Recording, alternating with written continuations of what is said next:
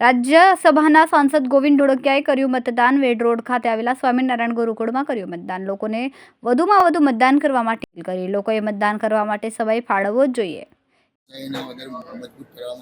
ભાઈ, આજે આ લોકશાહી પર્વ છે અને આજે અહીંયા એટલા શાંતિથી મતદાન કરવાનો જે લાભ મળ્યો એનાથી ખરેખર ભારત માટે, આપણા ગુજરાત માટે અને સુરત માટે ગૌરવની લાગણી અનુભવું છું કે પબ્લિકમાં, પ્રજામાં આટલો લોકશાહીનો મહાપર્વ હોવા છતાં કોઈ ધમાલની, કોઈ ઝંઝડાટની, બધા શાંતિથી આવે અને જાય એ બહુ નોંધનીય છે.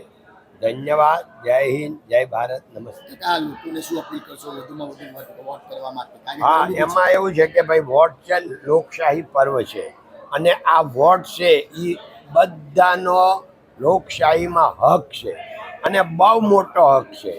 એટલે આપણા વોટથી આખું આ ભારત ચાલે છે અને આપણું ગુજરાત ચાલે છે, સુરત ચાલે. એટલે બધાએ 5-10 મિનિટ, 15 મિનિટનો ટાઈમ કાઢીને વોટિંગ કરવું જ જોઈએ. ધન્યવાદ.